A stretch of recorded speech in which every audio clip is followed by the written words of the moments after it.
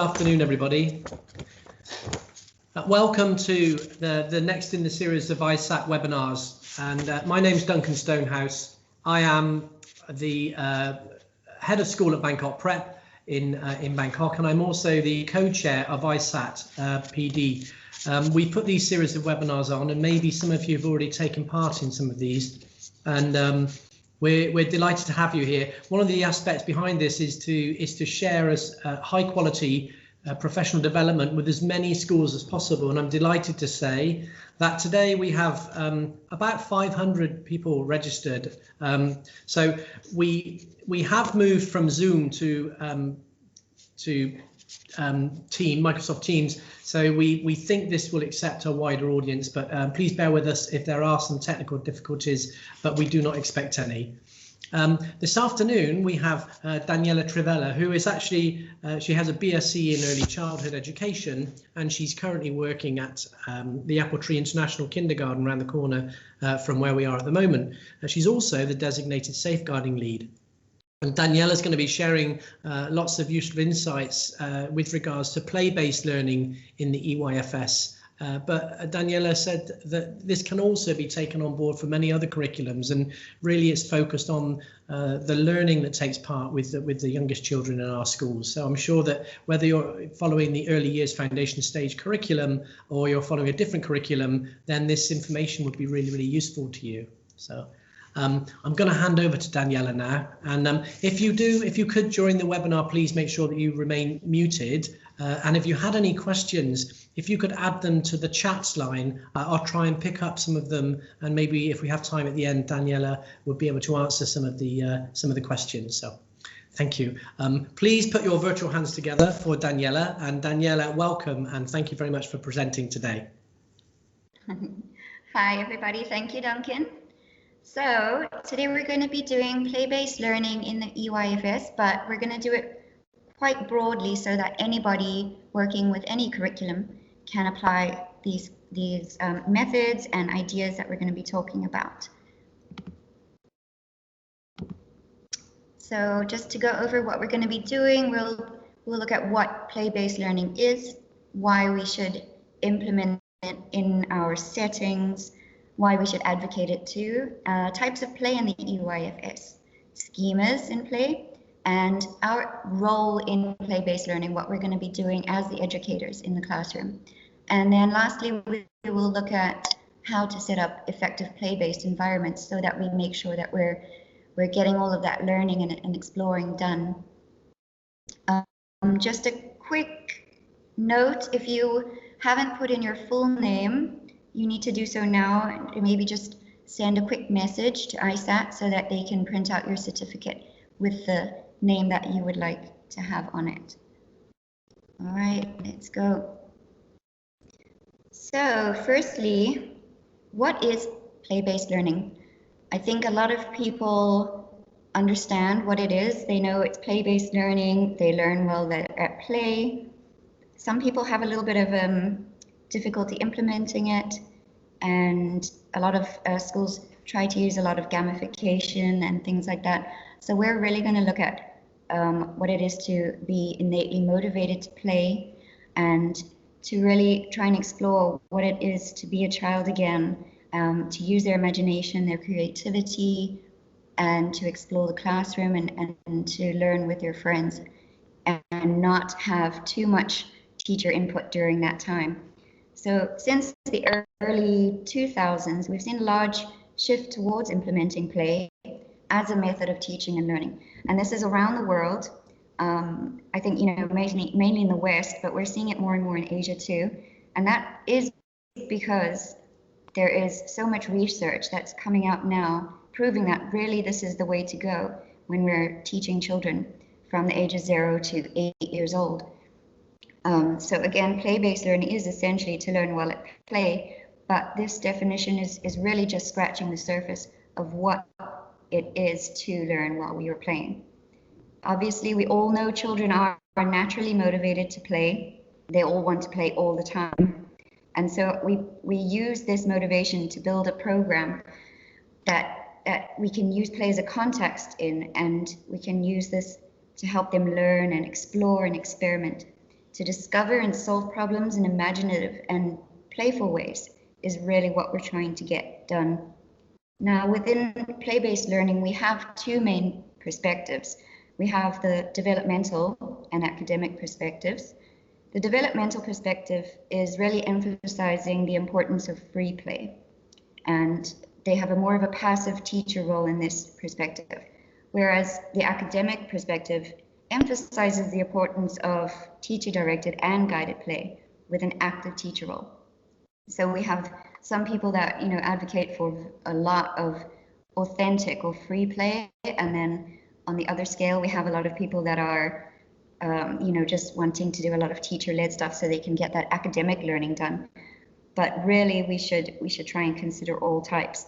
So proponents of play-based learning for academic growth argue that these strategies can be used to teach prescribed academic goals, but really we're trying to do it in an engaging and developmentally appropriate manner. So from this perspective, just letting kids play freely and not having any input from an adult or a teacher, somebody to help them, is not going to be sufficient when you're trying to promote academic learning.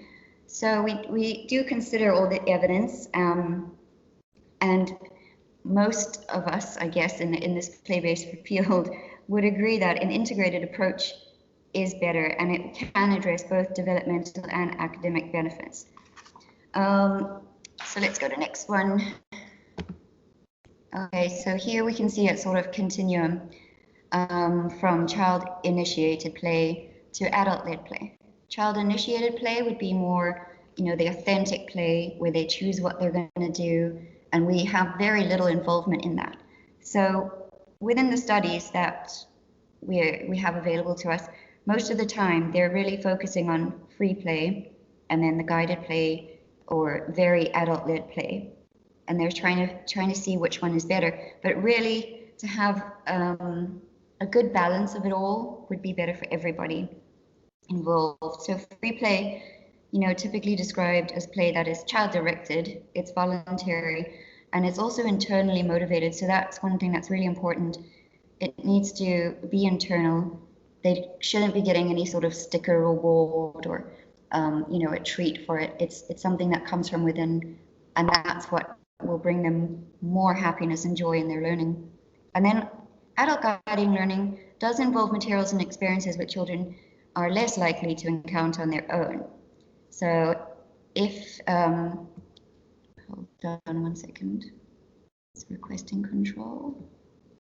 No, you can't have control.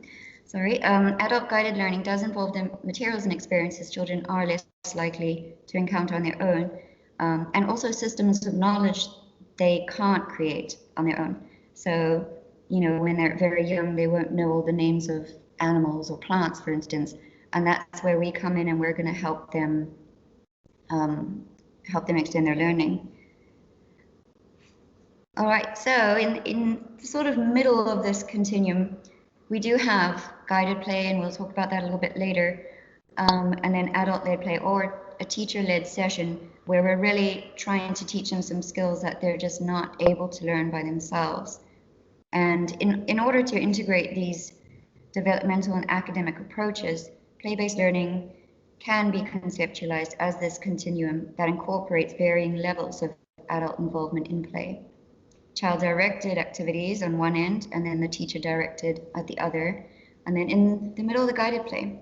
And if we provide a whole range of play types in the classroom, where educators are taking on a variety of roles, the learning of both of these perspectives and skills can be addressed in this way.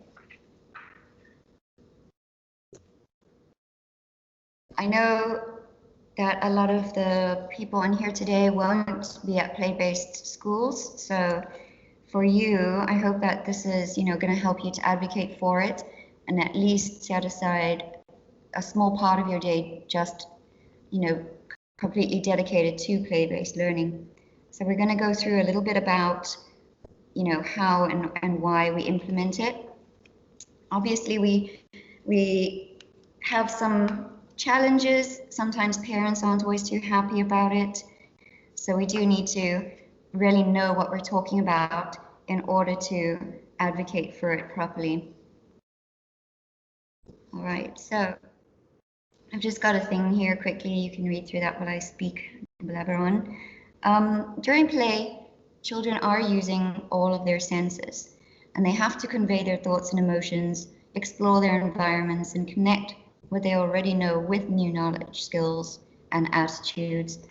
We see this recognition of active learning in numerous pedagogies. So we see it in Froebel, Montessori, Reggio, and HighScope. And a great deal of research has concluded that play-based learning is genuinely and positively impactful on student learning and development. But beyond stimulating the children's young, very fragile minds to be receptive to learning, it is necessary for their brain development. We won't go too far into the brain development today. I might talk about dopamine a bit later, but we won't get too complicated. In the context of play, children do test out new knowledge and theories, but they do need some help in it. So we might need to, just sort of not interrupt play, but just involve ourselves just a tiny bit. They reenact experiences to solidify understanding, and it is where children first learn and express symbolic thought. So this is something that's super important, and it's something that we can't really do when we're having them, in one of these sedentary rote learning kind of environments.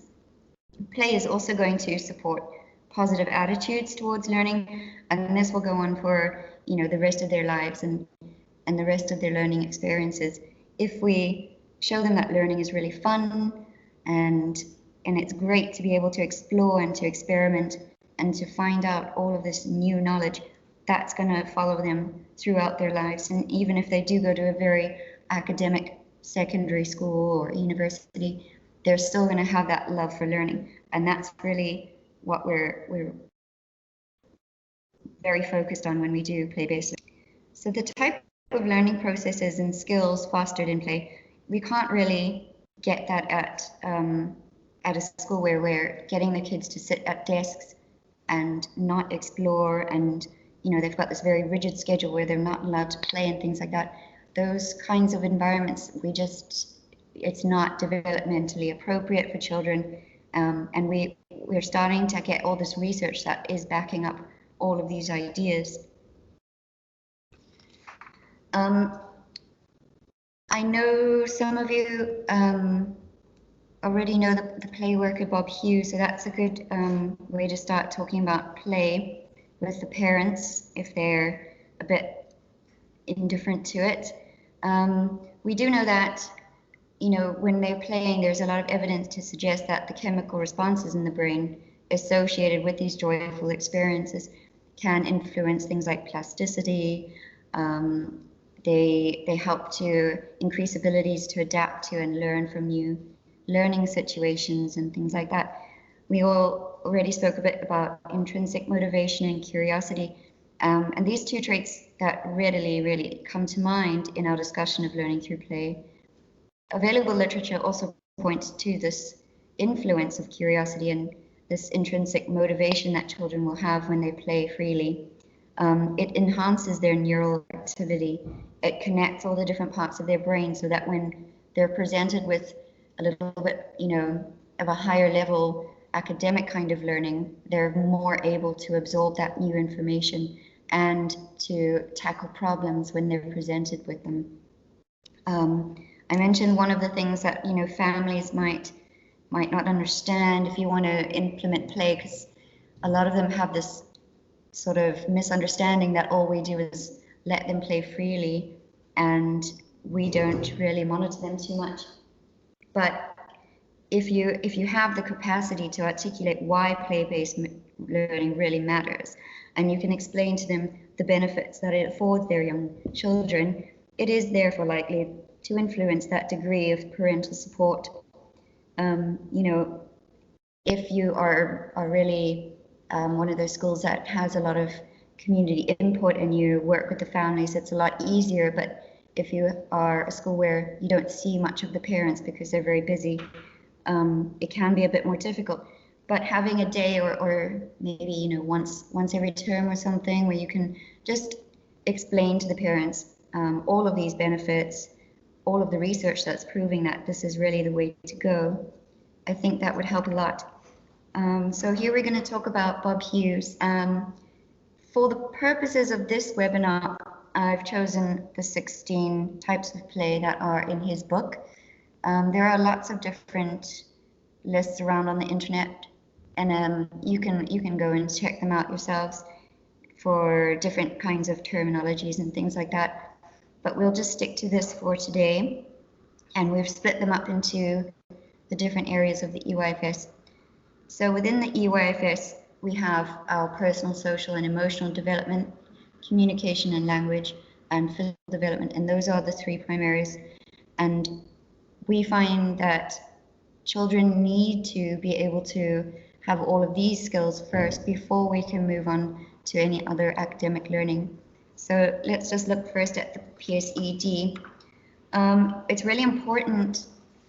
I know that some people don't really like rough and tumble play, but it is very important for children to have enough space and a good, safe environment for them so that they can play like this. This kind of risky play is going to help build up so many things, so many different skills, but it's also extremely important for social development because they really need to learn how to respect each other, and sort of, you know, they need to learn their boundaries and how to respect each other's space, how not to hurt each other while they're playing.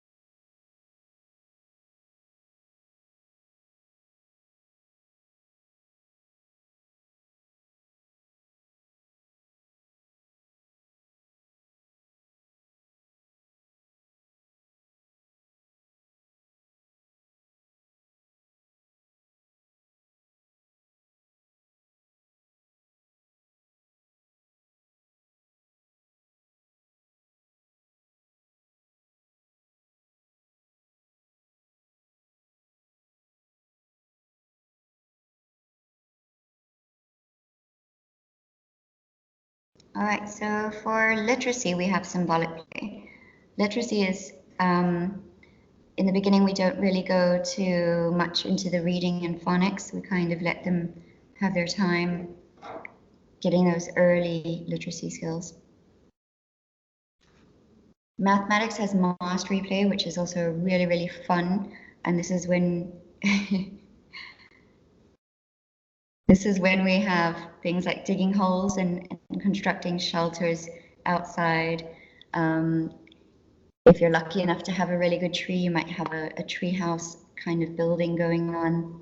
And when we're doing mastery play, the kids are really going to start learning about measuring. So we let them use the measuring tape and weigh things and try to figure out what they want to do with the materials that we give them.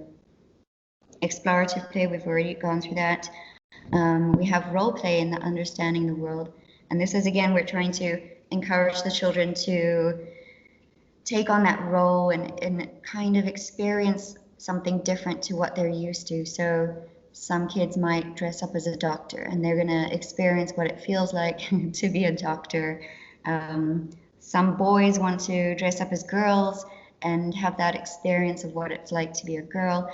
And the thing is, it's not wrong, and we encourage it because it is going to help them to build up that empathy and an understanding of what it's like to be other roles and other people in life. Small world play here is really, really fun. So I know a lot of the schools will have small world areas and things like that. So this is where we utilize miniature equipment with small figurines like animals or furniture. And we're trying to create small environments for the children to experience. So for instance, some kids really want to learn about jungle animals, and we'll create a small world just of jungle animals and let them kind of experience that for a little bit. We also have, working with technology and things like that. So we'll have some digital play. Depending on your setting, there might be more digital play than in another school. For us, we don't like too much screen time, so we don't really give them much time on the screen. But I know some schools may have iPads where they're letting the kids do games and things on the iPads. Of course, it is important for the children to learn about technology, so but limited at the same time. So all of this is going to be within our EYFS curriculum. And if we want to work on certain skills in certain areas, then we can just go through this and look at the different types of play associated with them. And then we can really focus on that and try to get the kids to, really get creative in these different ways. In the expressive arts and design, this is probably, a lot of our favorite areas because it's so free and creative. We have our art areas and we let the kids sort of do what they want to do there. They're experiencing different textures and materials and tools, making simple representations and things like that. So with the younger children, they might only have one or two details of interest, and they're not so concerned about accuracy, but we need to help them to sort of pull that out and to get them and to support their artistic intentions. So in the beginning, we won't ask too many questions and we won't make any assumptions about what things are. We sort of commenting on the features, and then we're asking the children what they are and if they could maybe explain them to us. That would be a lot better than us saying, oh, that's a bird or that's a circle. Try to get the children to really, create something and then be able to explain it is much more beneficial to them than having what I would call cookie cutter art, when you have a craft and you're sitting all the kids down and telling them all that they have to do exactly the same thing as you. That's not really going to help them get creative or really even build up much skills there, because we're usually doing all the work in that situation anyway. So when you're really trying to get that expressive art and design, their skills going in that area, it would be much more beneficial for them to be free in their creativity and to have things available for them so that they can go whenever they feel like creating something and choose costumes to make, or they've got materials, jump modeling things to build a stage if they wanted to make a play or to reenact some story that they've heard previously in the day. And all this involvement in their learning is going to stimulate their drive for exploration and discovery, and it motivates the child to gain mastery over their environment and to promote focus and concentration. So what we're really trying to do through all these different areas and through these different types of play are to try to get them to be more flexible and to think in a higher level way about the world and about their learning in general. We will try to sort of get them to problem solve and to analyze, to evaluate their own play too when they're a bit older, so that they can really have that sort of reflection time for themselves. Okay, so we're going to go over to schemas. All right, so in our EYFS, we are, there isn't much about schemas, but we are supposed to support the children's schematic learning. A lot of teachers don't really know about the schemas, but they are really, really good in helping us to identify certain things, ways of playing, to find interests that aren't so thematic. So a kid, might be really into pouring things onto the floor, but they don't care about animals. And you're trying to get some kind of learning going, and that's the interest. That's what they want to do. They want to pour things out. So you can extend their learning through that schema. So we're going to go through the schemas now. I'm going to try and not take too long through this. Importantly here, this is an inherent play urge. This is something that all kids will show at some point. Some kids show multiple schemas in their play. Some will only have one that they just really like to do. And then you might notice a sort of progression from some schema to another schema once their skills develop and the children grow a little bit. Schemas are especially evident when children are playing authentically. So this is when it's really free play. The kids are choosing what they want to do. They're intrinsically motivated to play, and they've got the resources, the space, and the materials that they need to get that really joyful play going. So when you're observing children and you're trying to figure out what sort of learning they want to do and what you can do in the classroom, this is going to, as well as the different types of play, this is really going to help you for your planning and your reflection time. All right, so in most of the younger children, we will see this enclosure and enveloping sort of schema. Some people do use enveloping and enclosure as one, but I've separated them here just for us to discuss. Enveloping is really fun. The kids like to do it. They like to hide things inside cupboards and wrap things up in paper. Sometimes you'll see kids, covering up the dolls with blankets and peekabooing them and climbing into boxes and things like that. Enclosure is more of creating a barrier. So you might see some farm animals and the kids are building fences or a wall around them. And this is something that is really great to extend in their learning when you're going to go and do something outside. Maybe get them moving, like really good big movements to build these enclosures in a very big way, and to get them to have that sense of being enclosed and enveloped in something. So maybe add some boxes and things like that to your classroom where they can freely explore and build their own sort of houses or whatever they're wanting to do. Connection and disconnection. You will see them when they get a little bit better at their fine motor skills. They will start to use things like Lego and blocks and train sets, and they like to sort of put everything together. But then on the other end, we have kids that really just like to disconnect everything. So they like to knock over the tower of blocks. They like to break up their friends' Lego creations. Sometimes they go around the classroom and they just kind of knock things all over the place. And this is, it's not a bad behavior. They're not being naughty. This is really just them trying to experience the world. For disconnection, this is really about trajectory. So we can really link that together with that. They want to see things falling over. What happens when it falls over? Is it going to bounce? Is it going to roll? Is it going to break? And they will try, using different things and seeing what's happening. So when you do have a child in the class that tends to show this kind of schema, something that would be really good for them is giving them something to destroy. And once they're, really, they feel like they know what happens, they'll stop doing that. And they may move on to doing a more of a connection schema. Transforming is also a really fun schema when they're mixing things, and this is a bit more sciencey.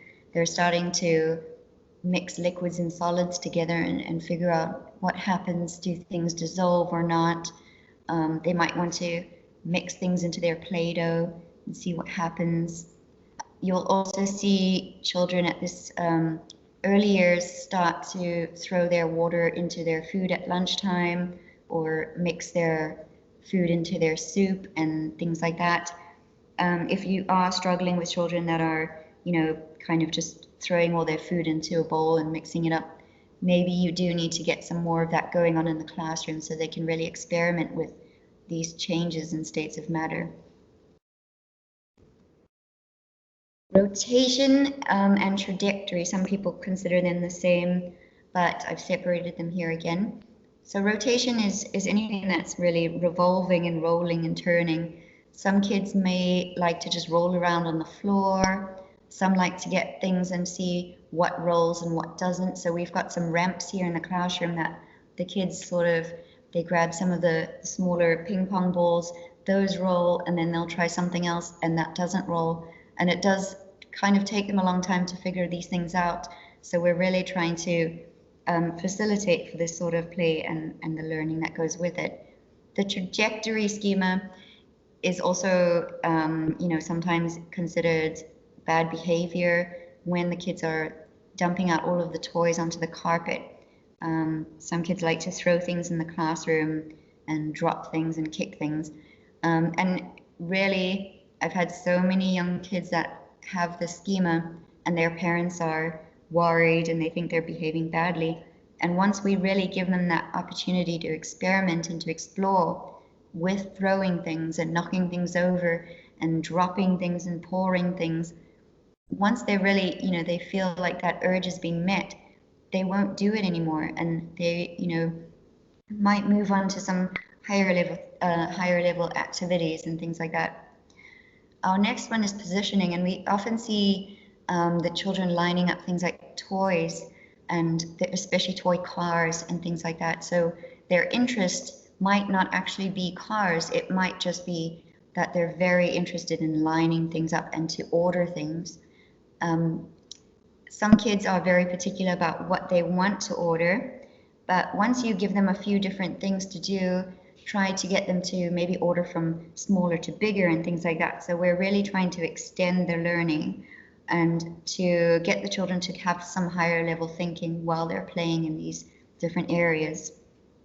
The transporting one is great because sometimes the kids just want to walk around with some baskets or buckets and fill them with toys and just walk around with them, and they really like that. And we can really kind of get involved in that sort of play by creating a scenario in which they're maybe going shopping and start to get that sort of role-playing activity out of them.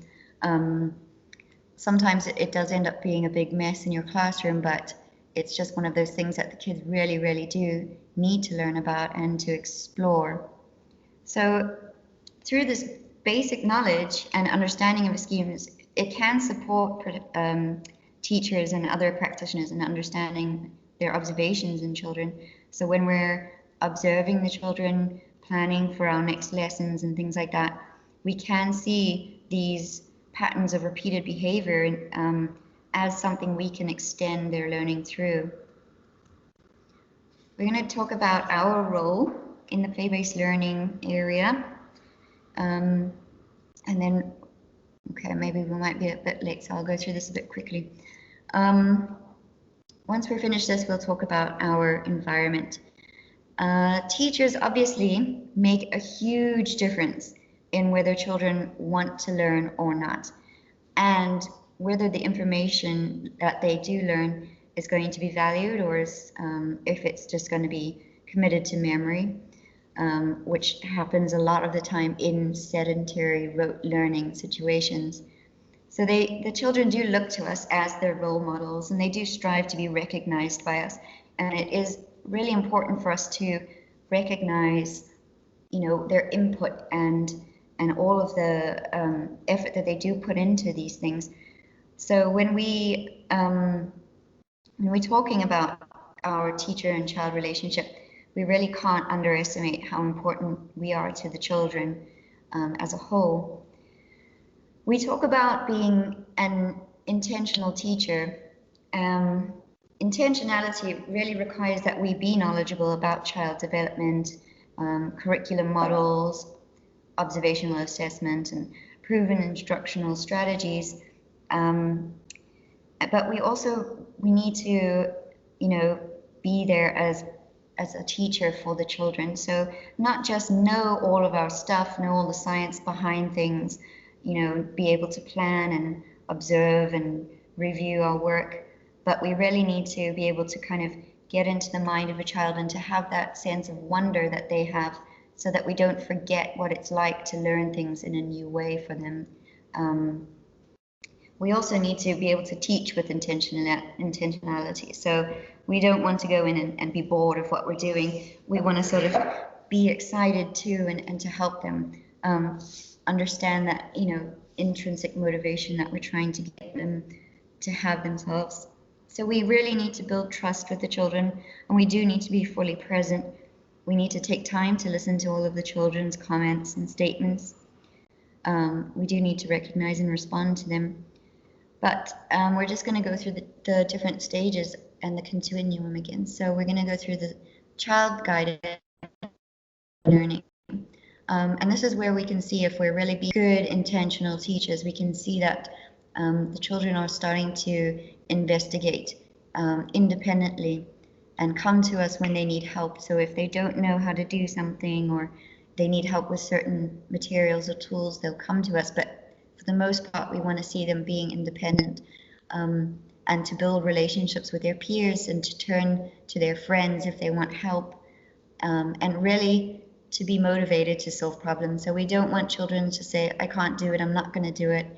We want them to have that real can-do attitude, and to really go in and think, I can do this, I'm going to keep trying, and I will eventually get it done. We also need to have that map of knowledge and development and all the research for our planning and for our students' journey. We often have a lot of planning to do. Everybody has different planning at their schools, but we really do need to focus on our planning and how we're going to get all of these skills, and how to get the kids into this area where they do feel so safe and appreciated that they are independent in their learning. Let's go to the next one. So here we're doing adult guided learning, and we only really want to step in and do these teacher-led things when, it might not be safe for the children to do it by themselves. When we're introducing new materials and experiences, we don't want to just throw them in the deep end. We do want to be there for that sort of thing. When they can't create their own systems of knowledge, so this is, when they're trying to read and they don't know the words or the letters, they will need an adult at this point to help them. We also kind of step in every now and then when we feel like we might be able to point out something that will interest the children. So if we're outside in the garden, we see a snail, we might say, oh, look at that, because we might feel that, that's something that kids would really like to learn about. So we can guide them in that way, but we wouldn't want to force something on them that they weren't interested in learning. So if they just hate snails, they don't want to learn about them, then we're not going to push it. When we do have a child that needs to learn certain things, so maybe for the older kids when they're heading towards ELGs, you know, phonics and things like that, if they are just not ever going around and learning that independently and with their friends, that's something that obviously the teacher would step in and do, maybe a short teacher-led session just to help them to get that knowledge.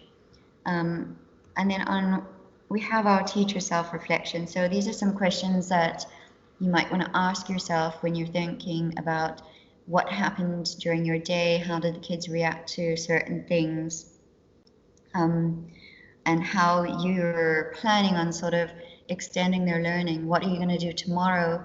What sort of areas do you think, you know, are strongest in your classroom and which ones need work? So to be really intentional as a teacher, you do need to be really good at self-reflection. You need to be able to admit where you're not strong. Maybe you're not very good at teaching phonics and you need to, you know, develop in that area. So that's one of those things where you can be really tough on yourself and to, you know, it is ultimately going to benefit your students. So, you know, be as tough as you like. You also need to know things like developmental continuums, how to help learning build upon what the kids already know. So this is something where the children would take a skill that they have already and then apply it to something that's a little higher level. We also know that there is a progression of skills. So we have certain areas such as pencil grip where we know that there is a general progression from, you know, simple palmar grip and then onto the correct tripod grip.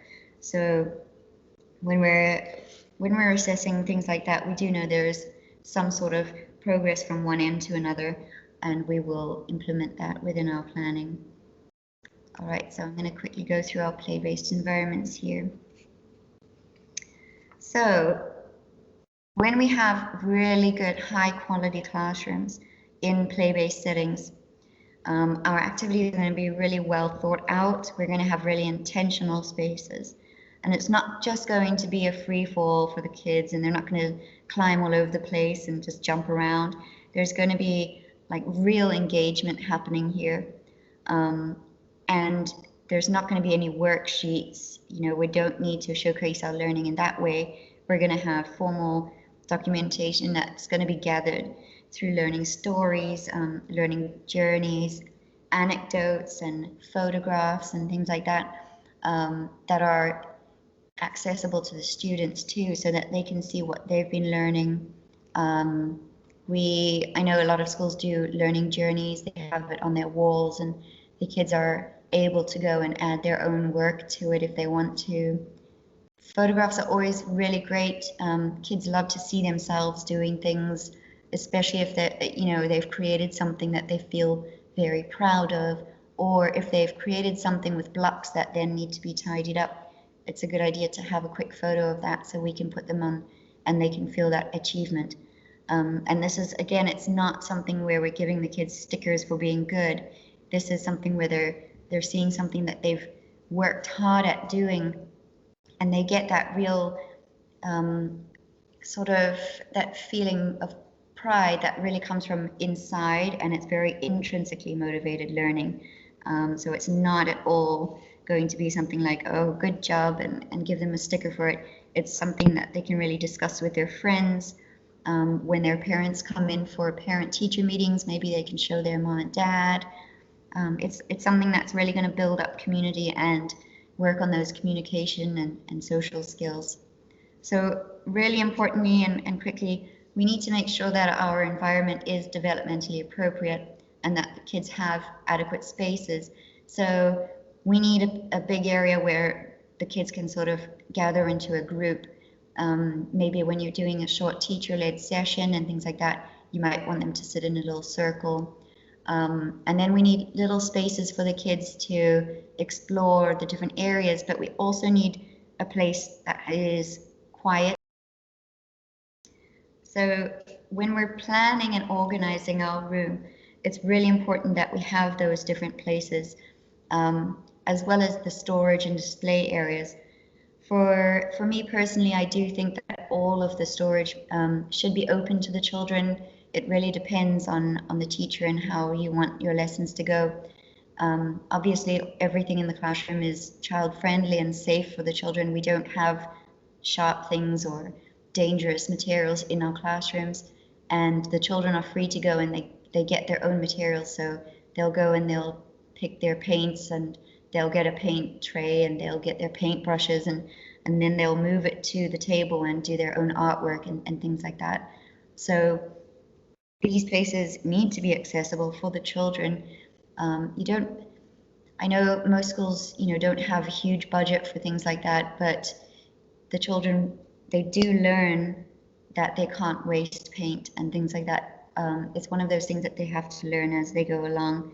And if they